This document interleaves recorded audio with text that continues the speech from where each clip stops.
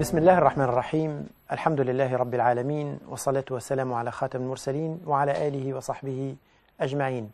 Mes frères et sœurs, assalamu alaikum wa rahmatullahi wa barakatuh. Bienvenue autour du Coran, dans cette émission Lumière du Coran, dans laquelle nous nous arrêtons sur un ou quelques versets ou une petite sourate pour l'analyser et en tirer un certain nombre d'enseignements.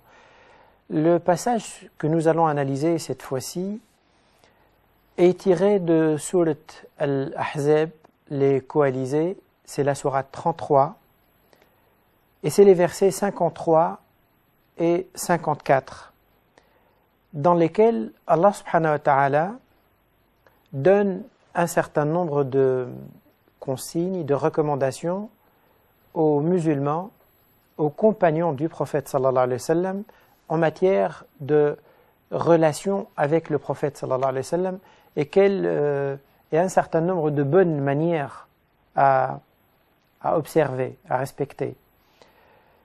Les versets commencent en ces termes.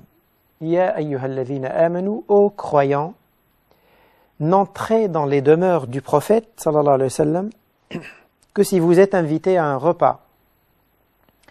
Évitez d'être là à attendre que le repas soit prêt. Quand vous êtes invité, entrez. Et après avoir mangé, dispersez-vous sans trop vous laisser aller dans des conversations. En vérité, cela gênait le prophète, qui n'osait pas vous en faire part. Mais Dieu ne se gêne pas de dire la vérité.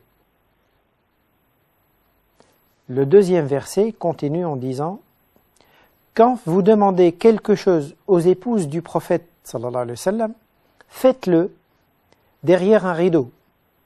Vos cœurs et les leurs n'en seront que plus purs. Vous ne devez aucunement offenser l'envoyé de Dieu, ni jamais épouser ses femmes après lui. Ce serait une énormité auprès de Dieu. » Il conclut en disant que vous divulguiez une chose ou que vous la teniez secrète, rien n'échappe à la connaissance de Dieu. Eh bien, dans ces versets-là, Allah subhanahu wa ta'ala nous rappelle d'abord, rappelle aux compagnons, mais il nous donne une attitude à adopter en dehors du prophète sallallahu alayhi wa sallam, dans des situations similaires. Là, il dit aux compagnons que lorsque vous allez chez le prophète sallallahu alayhi wa sallam, eh bien, soyez attentifs, soyez vigilants. Il dit, n'entrez dans les demeures du prophète que si vous êtes invité à un repas. Les commentateurs disent que ce n'est pas nécessaire qu'il y ait un repas, une occasion, mais lorsque vous êtes invité d'y aller, là, vous pouvez aller. Et évitez, si vous êtes invité à un repas, d'y aller trop tôt et de partir trop tard. Il dit, évitez d'être là à attendre que le repas soit prêt.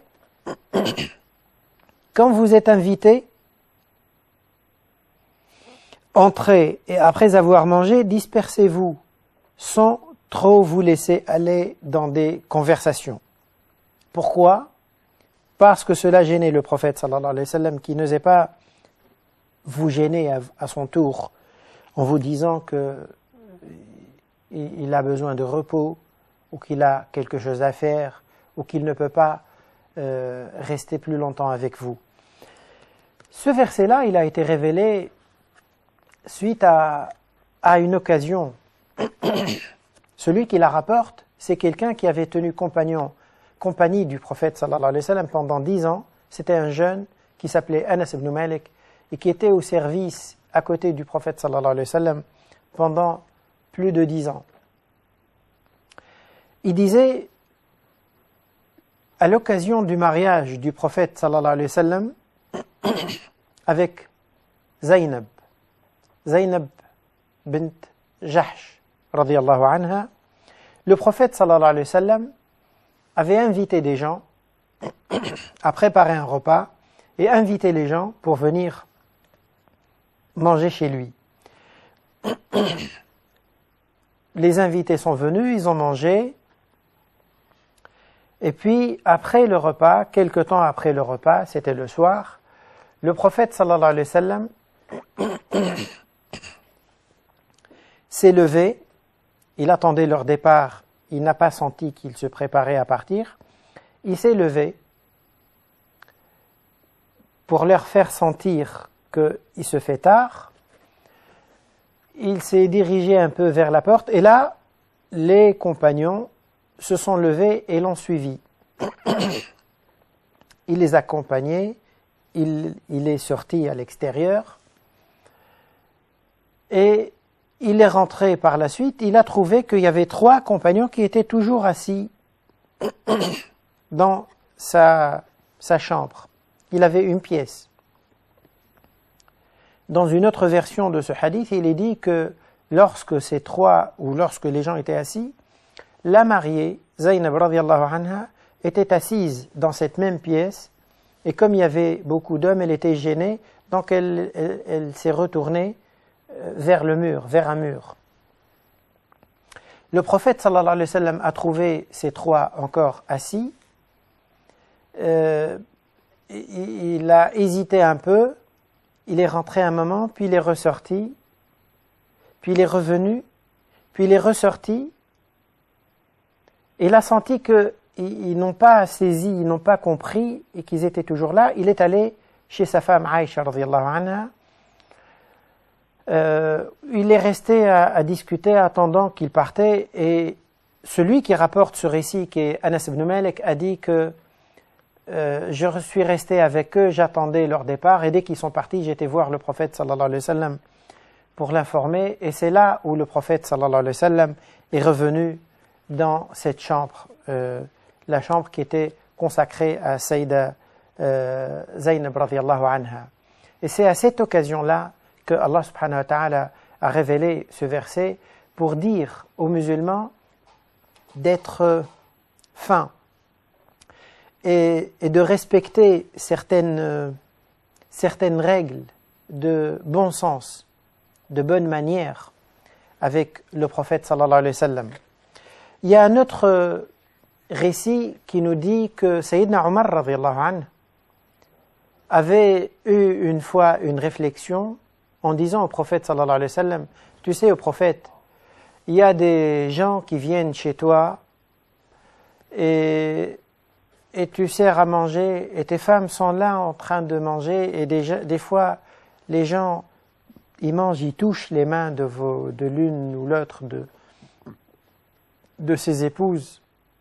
Ce serait mieux que tu sépares, que tu fasses quelque chose qui fait qu'il n'y a pas de proximité à ce point. C'est aussi à la suite de cette remarque de Sayyidina Omar radiyallahu anhu que cette révélation a été faite. C'est possible que les deux événements ont eu lieu à une distance très courte, très proche, à des moments très proches l'un de l'autre. Et c'est d'ailleurs la raison pour laquelle la suite du verset dit « Quand vous demandez quelque chose aux épouses du prophète sallallahu alayhi wa sallam, faites-le derrière un rideau. » En arabe, le terme employé, c'est « Wa idha sa'altumuhunna mata'an fas'aluhunna min wara'i hijab » Le mot rideau correspond au mot hijab. En arabe, ce terme-là, dans l'arabe ancien, désigne une séparation, quelque chose qui sépare entre deux choses. De nos jours, le terme hijab désigne ça, bien sûr, toujours, mais l'une de ses premières significations qui vient à l'esprit de celui qui l'entend, c'est la tenue vestimentaire de la femme musulmane, c'est le foulard ou le voile, le foulard. Cette acception, ce sens-là, il est récent. Mais dans l'arabe ancien, il ne désigne pas le foulard, il désignait plutôt une séparation. Et donc quand on veut comprendre un verset du Coran, il faut donner au sens d'un mot, il faut donner au mot le sens qui était connu et utilisé au moment où il a été révélé.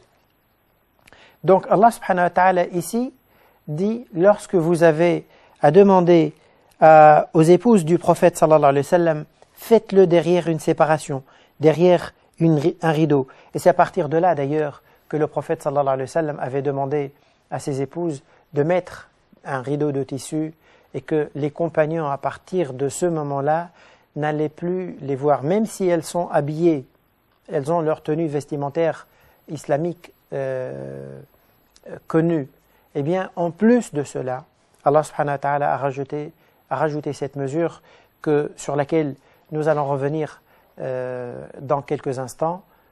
On prend une petite pause et nous revenons à l'analyse de ces versets. Barakallahu fikum. Bismillah ar-Rahman ar-Rahim. Alhamdulillah wa salatu wa salamu ala Rasulillah.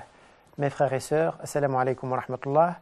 Nous revenons à l'analyse de ces versets de Surat Al-Ahzab, les coalisés, la sourate 33 et les versets 53 et 54 de cette sourate.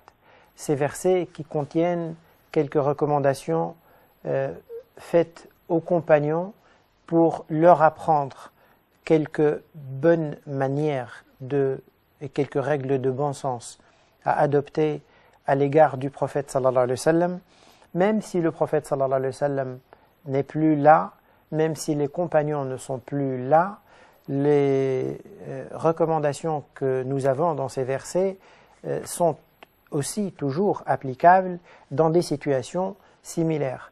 Donc la première recommandation, Allah subhanahu wa ta'ala disait aux compagnons que quand vous allez rendre visite au prophète sallallahu alayhi wa sallam chez lui, ne le faites pas à la légère, n'y allez pas très souvent. Pourquoi? Et quand vous allez aussi, ne restez pas trop longtemps parce que ça pouvait des fois gêner le prophète sallallahu alayhi wa sallam et il n'osait pas vous le dire, il ne veut pas vous gêner, vous blesser. C'est pas parce que le prophète sallallahu alayhi wa sallam ne se gêne de transmettre ce que Dieu lui dit. Le prophète sallallahu alayhi wa sallam transmettait sans la moindre hésitation les règles que Dieu lui demande de transmettre, la révélation qu'il lui demande de transmettre. Mais c'est toujours un peu plus difficile de demander pour soi. Quand on a quelque chose à demander pour soi-même, c'est plus difficile. Et ça peut être mal vu, des fois, ou mal compris. C'est plus facile, ça passe mieux lorsque c'est quelqu'un d'autre qui le fait à notre place. Et c'est ce que Allah subhanahu wa ta'ala a fait ici. Il a épargné au prophète sallallahu alayhi wa sallam de faire cette remarque et il a pris lui-même le devant pour apprendre aux compagnons comment se comporter chez le prophète sallallahu alayhi wa sallam. Pourquoi? C'est facile de comprendre que quelqu'un qui reçoit beaucoup de monde et qui a beaucoup de responsabilités, qu'il suffit que quelqu'un vienne le voir pour un quart d'heure et que 100 personnes viennent le voir, eh bien ça fait 25 heures. Chacun prend un quart d'heure, mais si 100 personnes viennent, eh bien à lui ça lui prend 25 heures. C'est-à-dire, ayez la capacité, le réflexe de vous mettre à la place de l'autre, de vous dire qu'il peut être fatigué, qui peut avoir besoin de repos, qui peut avoir d'autres choses importantes à faire, surtout qu'il a des responsabilités de l'ensemble d'un pays pour le prophète sallallahu alayhi wa sallam. Ayez la possibilité de vous mettre à la place de l'autre et pour comprendre ce qu'il peut ressentir et agir en conséquence. Quand quelqu'un, par exemple, se met à la disposition ou se montre disponible et aide ses frères, ses sœurs, eh bien, si on abuse volontairement ou involontairement de son temps, qu'est-ce que ça peut faire? Ça peut freiner en lui l'élan d'aller vers les autres, de s'ouvrir aux autres, d'aider. Pas qu'ils ne veulent pas le faire, mais qu'à un moment donné, ils n'arrivent plus à suivre, ils n'arrivent plus à le faire. Eh bien, le prophète sallallahu alayhi wa sallam était certainement dans une situation de cet ordre, mais à une échelle très grande. Et Allah subhanahu wa ta'ala est très fin et très subtil et voit des toutes petites choses qui ont un impact sur les relations entre les gens et sur la bonne ambiance entre les musulmans, et le fait de laisser les occasions d'agir dans le bien ouvertes et que rien ne vienne perturber cet état d'esprit qui doit dominer et régner entre les musulmans.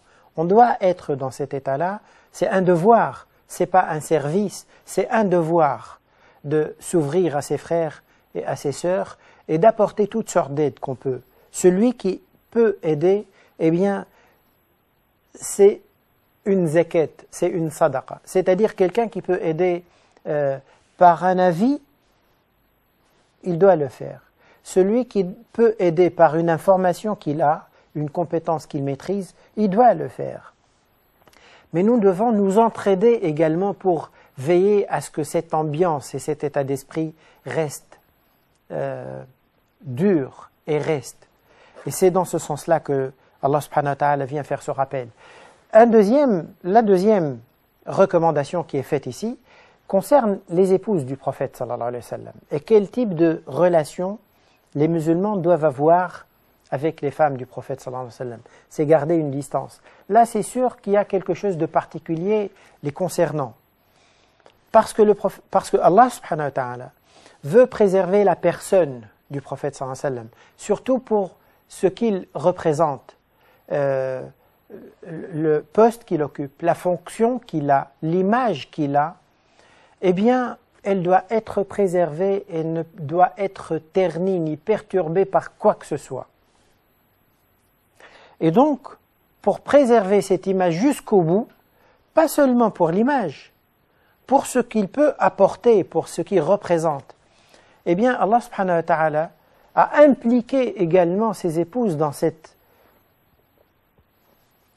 logique-là. Et il a imposé aux musulmans d'observer une distance, de garder une distance dans leur relation avec les femmes du prophète sallallahu alayhi wa sallam. Il ne suffit pas que les femmes soient couvertes, correctement habillées. C'est pas suffisant. Pour les femmes du prophète sallallahu alayhi wa sallam, c'est pas suffisant. Il faut qu'elle ait, en plus de ça, qu'elle adopte encore une autre mesure qui crée une autre distance. Pourquoi? Allah subhanahu wa ta'ala nous dit: vos cœurs et les leurs n'en seront que plus purs. Quand Allah parle, il sait de quoi il parle. Il connaît l'être humain. Le fait de veiller à cette distance, c'est pour purifier et préserver les cœurs. Mais parce que Allah subhanahu wa ta'ala, particulièrement concernant le prophète sallallahu alayhi wa sallam, eh bien, il a entouré la personne du prophète sallallahu alayhi wa sallam d'un certain nombre de règles un peu particulières, spécifiques. Il a interdit, par exemple, à ses épouses du prophète sallallahu alayhi wa sallam de se marier avec quelqu'un d'autre après lui. Et c'est ce qu'il dit dans ce verset. Vous ne devez aucunement offenser l'envoyé de Dieu, ni jamais épouser ses femmes après lui. Ce serait une énormité auprès de Dieu. Eh bien, vous savez, même ce bout du verset, il a été révélé suite à une réflexion qui a été faite à un moment donné à Médine par quelqu'un qui n'était pas vraiment musulman, c'était un hypocrite, et qui a voulu, vous savez, les hypocrites, ils cherchaient par tous les moyens à nuire aux musulmans. Et quand ils n'arrivent pas à leur nuire d'une manière claire, eh bien, ils cherchent même par des mots, des réflexions. L'un d'entre eux avait dit un jour, eh bien, après la mort de Muhammad, j'irai demander Aïcha en mariage, j'irai épouser sa femme Aïcha. Et là, Allah subhanahu wa ta'ala établit cette règle qu'il est interdit aux musulmans d'épouser ces femmes. Pourquoi? Pour laisser, comme j'ai dit, la personne du prophète sallallahu alayhi wa sallam à un niveau, à un degré d'exemplarité imperturbable, qui ne peut être perturbé par rien. C'est sûr que cette règle-là, elle a un revers en quelque sorte concernant les femmes du prophète sallallahu alayhi wa sallam. Mais elle avait accepté de bon cœur s'unir au prophète sallallahu alayhi wa sallam. C'était un honneur incomparable. Eh bien, le prix de cet honneur incomparable, c'est d'accepter que, après son départ, on ne s'engage et on n'accepte aucun projet de mariage et elles ne se sont pas mariées. Dans tous les cas, dans le fait, elles ne l'ont pas fait.